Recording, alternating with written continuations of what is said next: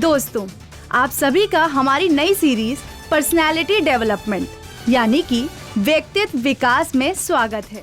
ये कार्यक्रम एतिहाद एयरलाइंस के सहयोग से आपके लिए लाया जा रहा है। इस 25 एपिसोड की सीरीज में आप अपने व्यक्तित्व को और बेहतर कैसे बना सकते हैं, इस पर चर्चा की जाएगी। ये एक बेहतर और कॉन्फिडेंट जीवन जीने के लिए आपको प्रोत्साहित करेगी।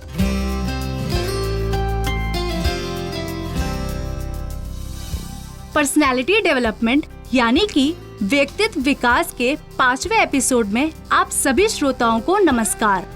इस एपिसोड में हम ये जानेंगे कि दर्शकों से डरे बिना सार्वजनिक भाषण कैसे दें, यानी कि हम अपने बोलने की प्रतिभा को कैसे बढ़ा सकते हैं। आज सुबह जब मैं न्यूज़पेपर पढ़ रही थी तो एक रोचक जानकारी मिली मुझे। अच्छा, मुझे भी तो बताओ, तुमने क्या पढ़ा? मैंने एक एडवर्टीजमेंट देखा। उसे पढ़कर मैं बहुत एक्साइटेड हो गई। तुम्हें तो पता है कि मुझे पब्लिक में बोलने से कितना डर लगता है। एडवर्टीजमेंट में लिखा है कि 30 दिन में कोई भी पब्लिक स्पीकर बन सकता है। मैं उसकी कटिंग भी लाई हूँ। दिखाओ तो, ये तो बहुत रोचक लग रही है। मैं एक बार पढ़ के देखती हूँ। यदि आपको स्टेज पर बोलने में हो हिचकिचाहट, दर्शकों को देखकर होती हो घबराहट, पसीना आए, दिल घबराए, तो चिंता ना करें, दूर करेंगे हम आपका डर। 30 दिन में बनिए पब्लिक स्पीकर। सिर्फ 30,000 रुपए देकर आप बनिए नेता, बनिए लीडर। आयशा, तुम सीरियसली से ज्वाइन करने की सोच रही हो? हाँ, बस प्रॉब्लम पैसे की है। भाई से बोला तो मेरा मजाक उड़ाने लगा, कहने लगा नेता बनना है क्या। लेकिन मानवी, बताना, ये तो एक हुनर है ना। मैं तो कॉलेज के इलेक्शन में प्रेसिडेंट की पोस्ट के लिए खड़ी होना चाहती हूँ, लेकिन कैंपेन कैसे करूँगी? मुझे लोगों के बीच बोलने से डर लगता है। हाँ आयशा, ये तो प्रॉब्लम है। उम्मीदवार तो तुम सही हो, लेकिन उसके लिए पब्लिक स्पीकिंग बहुत जरूरी है। लेकिन एक बात पूछूं, तुम लोगों से डरती क्यों हो? मैं जैसे ही किसी पब्लिक मीटिंग में बात करने की कोशिश करती हूँ तो मुझे लगता है कि सब मुझे देख रहे हैं। मेरा मन करता है कि मैं पर्दे के पीछे जाकर बोलूं, सामने से नहीं। हाँ, मैं ये फीलिंग जानती हूँ। मेरे कुछ कजन हैं जिनको बिल्कुल सेम प्रॉब्लम है। उनका कहना है कि वे लोगों की नजरों में आना पसंद नहीं करते, या कहो उन्हें स्पॉटलाइट में रहना पसंद नहीं है। स्पॉटलाइट तो मैं चाहती हूँ, लेकिन मंच पर जाए बिना। मैंने ये नोटिस किया है कि जब भी तुम्हें स्टेज पर बोलने का मौका मिला है, तुम पता नहीं कहाँ देखकर बोलती हो, और समारोह के बाद नजर भी नहीं आती, सबसे आंखें चुराने लगती हो। हाँ, क्योंकि मैं कोशिश करती हूँ कि दर्शकों की नजर से कैसे बच सकूँ। मुझे लगता है कि उनकी तरफ देखकर बोलूंगी तो घबरा जाऊंगी, लेकिन अगर बिना नजर मिलाए बात करते हैं तो उसमें परेशानी क्या है? देखो, इसमें दिक्कत ये है कि ऐसा करना आपको एक समूह में डरे हुए इंसान की तरह पेश कर सकता है। वैसे एक बात बताओ, हमें सार्वजनिक जगहों पर बोलने से घबराहट होती ही क्यों है? क्या इसकी कोई खास वजह है? हाँ, इसके पीछे एक साधारण सा शारीरिक कारण है। अच्छा? हमारा दिमाग सार्वजनिक जगह पर बोलना हमारे ऊपर एक हमले के तौर से देखता है। ऐसा क्यों? हम दर्शकों को एक खतरनाक शिकारी के रूप में देखते हैं और उससे बचने के उपाय के बारे में सोचने लगते हैं। जैसे तुमने देखा होगा कि बोलते समय कई लोगों को शारीरिक परेशानियां, जैसे कि सांस की तकलीफ, चेहरा लाल हो जाना या कपकपी होने लगती है। बिल्कुल उसी तरह जैसे हमें किसी खतरे का सामना करने पर महसूस होता है। रियली? इस बात पर तो मैंने कभी गौर ही नहीं किया। हाँ, और ऐसी सिचुएशन में हम अपने दर्शकों को खतरा मानने लग जाते हैं और उनसे बचने के लिए हम उनके और अपने बीच एक मानसिक दीवार बना लेते हैं।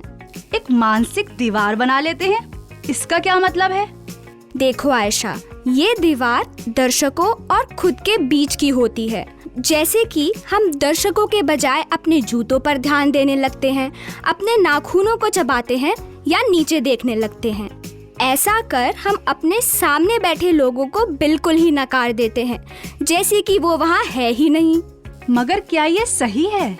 नहीं, जब हम अपने सामने बैठे लोगों को अदृश्य मानते हैं तो इससे उनकी अवहेलना होती है। अच्छे से अच्छे वक्ता भी अपने दर्शकों से दूरी बनाने के तरीके ढूंढते हैं।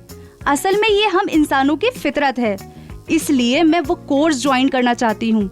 मैं इस डर को दूर करना चाहती हूँ। अरे आयशा, मैं तुम्हारा ये डर ना बहुत आसानी से दूर कर सकती हूँ, सिर्फ 10,000 रुपए में और 10 दिन के अंदर ही। क्या तुम मेरा डर दूर करोगी? 10,000 तो नहीं, पर तुम्हारे फेवरेट शाहरुख खान की नई फिल्म दिखाऊंगी और हाँ, पॉपकॉर्न भी खिलाऊंगी। मैं वादा करती हूँ कि इस शारीरिक बाधा के बावजूद भी तुम्हें एक आत्मविश्वासी वक्ता बना सकती हूँ। बस तुम्हें कुछ आसान सी चीजों पर ध्यान देने की जरूरत है और कुछ अभ्यास करना है। श्रोताओं, आप भी मेरी इन सलाह को ध्यान से सुनिए और अपनी जिंदगी में उतार लीजिए। ये आपको एक अच्छा सार्वजनिक वक्ता बनने में सहायक होगा। बिल्कुल, मैं एक अच्छे विद्यार्थी की तरह तुमसे सीखने के लिए तैयार हूँ। तो ध्यान से सुनो। सबसे पहले जब बोलने की तैयारी कर रही हो तो अपने दर्शकों के बारे में सोचो। जब हम किसी प्रेजेंटेशन की तैयारी करते हैं तो अक्सर हम सीधा अपने टॉपिक से अभ्यास करना शुरू करते हैं। हम तुरंत टॉपिक को एक्सप्लेन करने लगते हैं। ये बोलने वाले और सुनने वाले के बीच एक दीवार बना देता है। इस दीवार को तोड़ना कठिन है। हाँ, ऐसे तो मैंने कई बार किया है। इसे दूर करने की बहुत जरूरत है। इसलिए सबसे पहले तुम अपने दर्शकों के बारे में जानने की कोशिश करो। खुद से ये सवाल करो कि कमरे में कौन होगा, वे वहाँ क्यों हैं, उन्हें आपसे क्या अपेक्षा है। दर्शकों की जरूरतों को पहचानो और एक संदेश तैयार करो और सीधे उनकी जरूरतों के बारे में बात करें।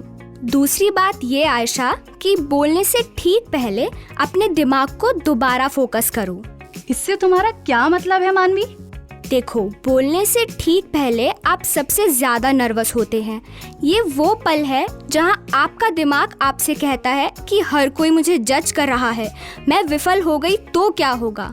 ठीक इसी पल आपको अपने दिमाग को फिर से फोकस करने की जरूरत है। और ये फोकस हम कैसे कर सकते हैं? अपने आप को ये याद दिलाए कि आप यहाँ अपने दर्शकों की मदद करने के लिए हैं। अपने विचारों पर डटे रहें। अपने आप से कहें कि ये प्रस्तुति मेरे बारे में नहीं है, बल्कि ये मेरे दर्शकों के लिए है। समय के साथ आपका दिमाग अपने आप ही इस आदत में ढलने लग जाएगा और आप कम परेशान होंगे। वाह, ये तो एक अच्छी ट्रिक है जिसे आजमाया जा सकता है। मैंने कभी सोचा ही नहीं था कि हम अपने दिमाग को इस तरह चकमा भी दे सकते हैं। बिल्कुल आयशा। अब तीसरी गलती एक समय में पूरे समूह के साथ बात करने की कोशिश करना होती है। हम कमरे को स्कैन करते हैं, एक बार में सभी को देखने की कोशिश करते हैं और किसी से ठीक से जुड़ ही नहीं पाते। सच तो ये है कि कमरे में हर एक व्यक्ति आपको एक अलग व्यक्ति के रूप में सुन रहा होता है। इसीलिए अपनी ऑडियंस से जुड़ने का सबसे अच्छा तरीका है कि उनसे अलग अलग व्यक्तियों के रूप में बात करना। अब आयशा, तुम ये सोच रही होगी कि ये कैसे किया जा सकता है। हाँ, मैं तुमसे यही पूछने वाली थी। देखो, इसका एक बहुत आसान सा तरीका है। वो ये कि एक व्यक्ति से एक बार में आंख मिलाकर बोलें। एक समय में एक व्यक्ति पर ध्यान केंद्रित करके आप कमरे में हर व्यक्ति को ऐसा महसूस करा सकते हैं कि आप सिर्फ उनसे ही बात कर रहे हैं। अब तुम समझी आयशा? हाँ बिल्कुल, ये तो मैं बहुत अच्छी तरह समझ गई। तो चलो आगे बढ़ते हैं। चौथी चीज ये ध्यान में रखने वाली है कि ऐसे मुद्दे चुनो जो आपको असल में बहुत पसंद हो। यह सुनिश्चित करो कि जिस विषय पर आप बोलने वाले हैं उस पर आपकी पकड़ है, आपको उस विषय का जुनून है। अरे, ये जुनून किस काम आता है? देखो, जब आप किसी चीज को पसंद करते हैं तो उस पर बोलना और आसान हो जाता है। ऐसे विषय पर जब आप बात करते हैं तो उसके लिए सामने वाले के मन में भी रुचि जगा देते हैं। अगर आप जुनून के साथ सार्वजनिक स्थानों पर बोलेंगे तो आप कम नर्वस भी होंगे और अनजान लोगों के सामने आपका आत्मविश्वास भी बढ़ेगा। मानवी, ये तो हुई पर्दे के आगे की बात, लेकिन मुझे ये बताओ कि क्या पर्दे के पीछे भी कुछ ऐसी चीजें हैं जिसका हमें ख्याल रखना चाहिए? बिल्कुल, दर्शकों के सामने आप मंच पर कैसा महसूस करेंगे, इसका एक बड़ा हिस्सा इस बात पर निर्भर करता है कि आप अपने रोजमर्रा के जीवन में पर्दे के पीछे क्या करते हैं। क्या बात कर रही हो, इसका तो मुझे अंदाजा ही नहीं था। तो ऐसी कौन सी चीजें हैं जिन्हें हम अपने रोजमर्रा के जीवन में शामिल करके एक कॉन्फिडेंट पब्लिक स्पीकर बन सकते हैं? सबसे पहले तो अपनी जिंदगी में रूटीन अपनाएं। लोगों के सामने बोलने में हिचकिचाने का सबसे बड़ा कारण है कि हम चीज़ों का अभ्यास नहीं करते हैं और इससे दूर भागते हैं। अपनी तैयारी में कमी ना आने दें। अपने नोट्स बनाएं और अपने भाषण के इम्पोर्टेंट पॉइंट्स को मार्क कर लें। अगर आपको पहले से ही पता होगा कि आपको क्या क्या और कब बोलना है, तो आपको डर भी कम लगेगा। ये तो अच्छी बात है। और भी कुछ? हाँ, आपको ज्यादा पढ़ने की आवश्यकता है, क्योंकि हम जो पढ़ते हैं और जैसी कहानियाँ सुनते हैं वो हमारी बोली जाने वाली चीज़ों को आकार देने में बहुत मदद करती है। इससे आपकी शब्दावली भी अच्छी होगी, जो आपको एक बेहतर वक्ता बनने और बोलने के कौशल को विकसित करने में मदद करेगी। रोज कुछ ना कुछ प्रेरणादायक पढ़ें, ताकि आपका सार्वजनिक जगहों पर बोलने का डर कम हो सके। और सबसे महत्वपूर्ण बात, हमेशा खुद में सुधार करने की कोशिश करें। अगर आप अच्छा भाषण भी देते हैं, तब भी हमेशा सुधार की गुंजाइश होती ही है। इसलिए अपने अगले भाषण में कुछ न कुछ सुधार करने की कोशिश करें। यदि इसका कोई वीडियो है तो उसे भी देखें। लेकिन हम उस वीडियो को देखकर क्या सीख सकते हैं? देखो आयशा, वीडियो देखते वक्त अपने आप से ये प्रश्न पूछो कि आपको क्या लगता है आपने इसे कैसे किया होगा, या फिर ऐसी कौन सी जगह है जहां आपको लगता है कि आप और सुधार कर सकते हैं, या क्या आपके चेहरे पर कोई अजीब भाव थे और आपकी लय कैसी थी। अगर यह सब कुछ आप लिखकर सुधार के लिए इसका अभ्यास करते रहें, तो समय के साथ आप सार्वजनिक तौर पर बोलने के अपने सभी डर को दूर कर लेंगे। मुझे तुम्हारी सारी बातें समझ आ गईं। मैं इन पर गौर करके एक अच्छी पब्लिक स्पीकर बनने की कोशिश करूंगी। मानवी, तुमने मुझे ये कोर्स लेने से बचा लिया। अब तो तुम्हारी ट्रीट पक्की। बिल्कुल, तो चलो अच्छे काम में देर क्या करनी। हाँ बिल्कुल, चलो चलते हैं। श्रोताओं, अब आपसे विदा लेते हैं और मिलते हैं पर्सनालिटी डेवलपमेंट की नई जानकारियों के साथ अगले एपिसोड में। तब तक के लिए नमस्कार।